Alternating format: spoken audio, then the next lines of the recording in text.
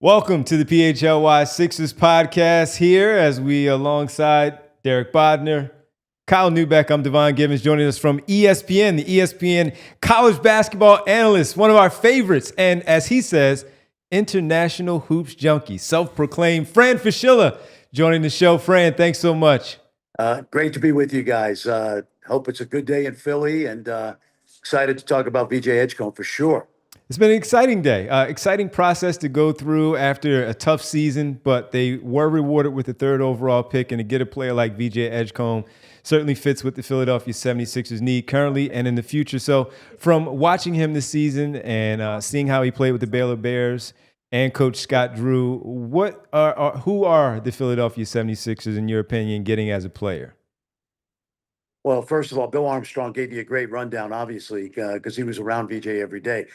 I've known about VJ for a couple of years now, obviously, like many of us. And I got a chance to watch him practice in September and then called quite a few games during the Big 12. And to echo what Bill said, you're getting an incredible young man. Very little baggage, if any. Well raised by his mom, grew up on a small island off the coast of Miami, part of the Bahamas. So I think you'll be able to understand him better than my Buddy Hield. Just when Buddy goes at a million miles an hour, it's hard to hear what he has to say. But this is a very soft-spoken young man, tremendous athlete. I made the comparison last summer, and Bill echoed it to me. And I watched Dwayne Wade at Marquette. Tommy Crean's a good friend of mine, and he could be at the high end a Dwayne Wade type player, great two-way player.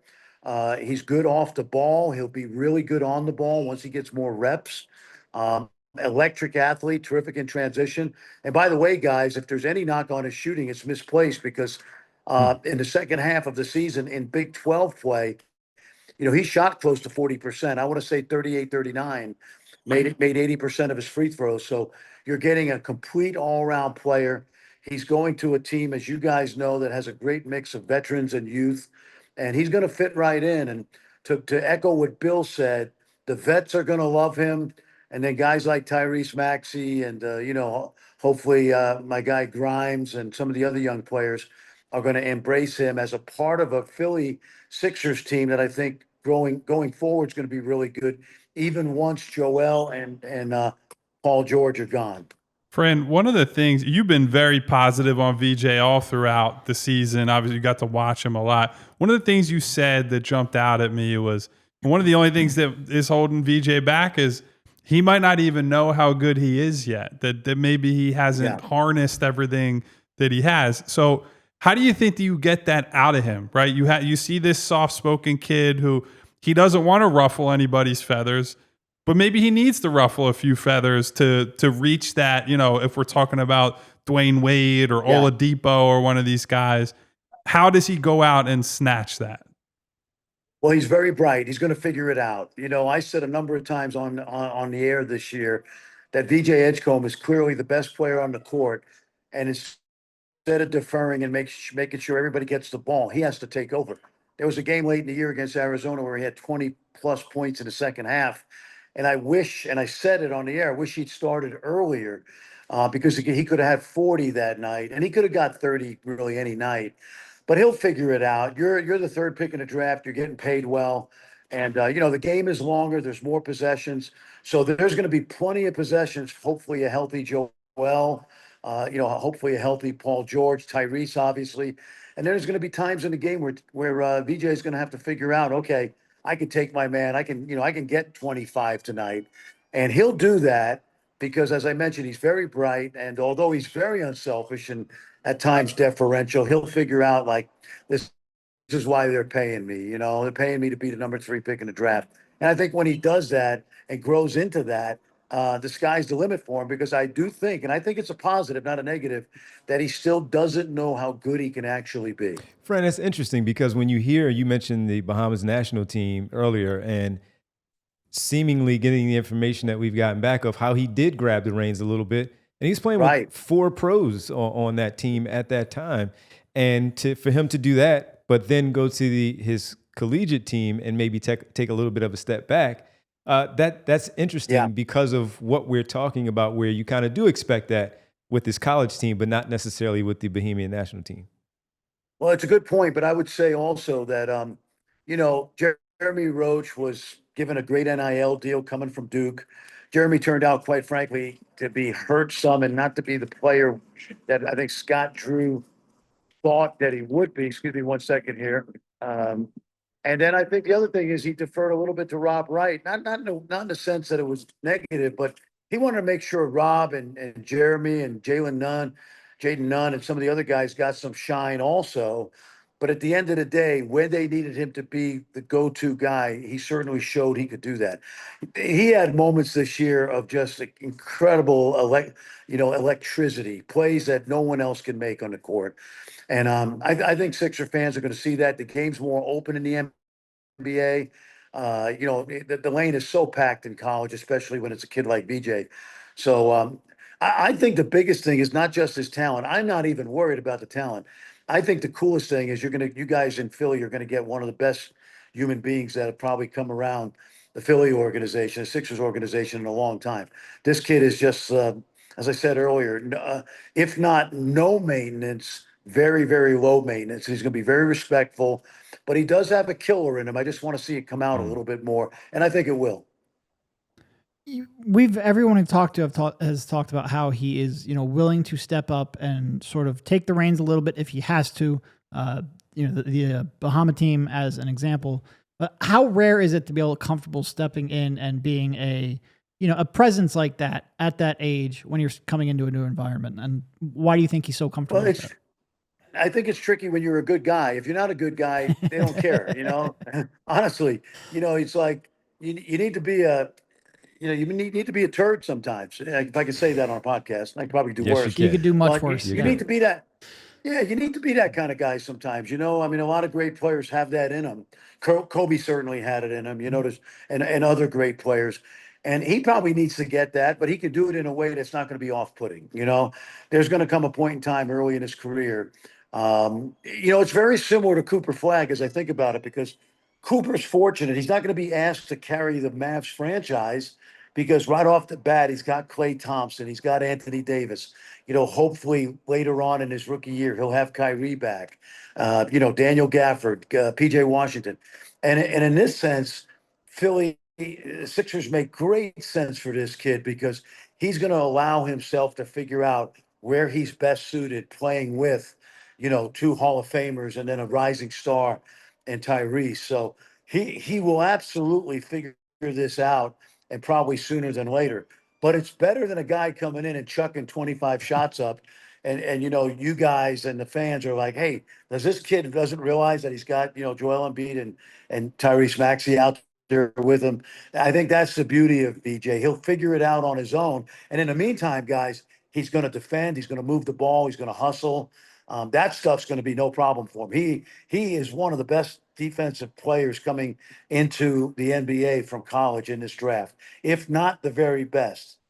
And he's certainly one of the best two-way players coming into this draft, which is why he was coveted so high.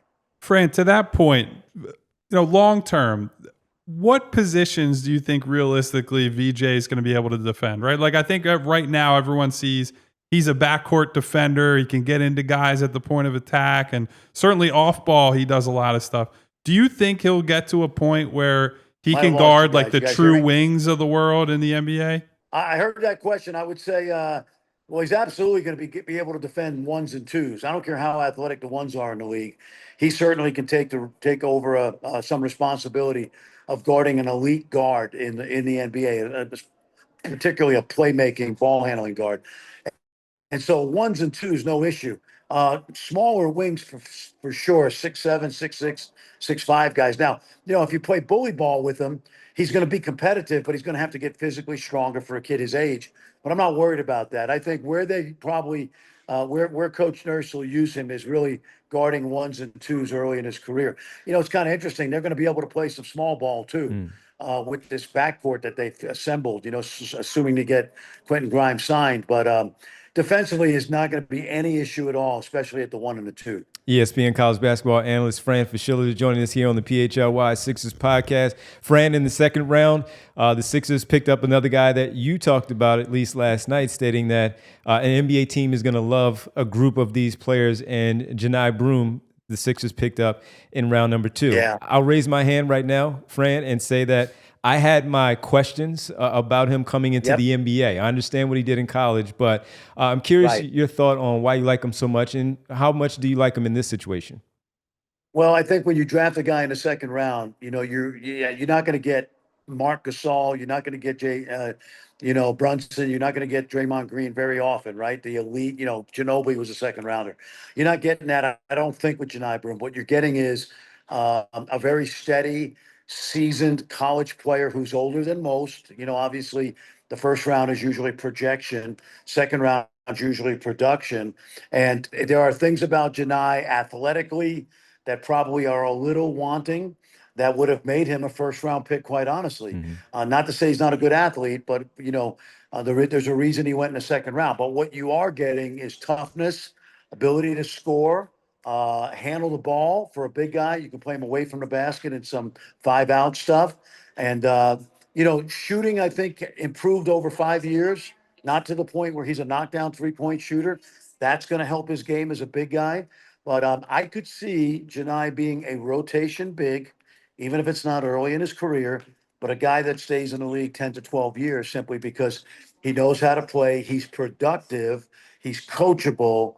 He's going to be he's a good human being. And when you're drafting a guy in the early 30s, if you can get a rotation player out of that spot, you'll grab it every day of the week. Because as you guys know, it's 100 possessions in an NBA game.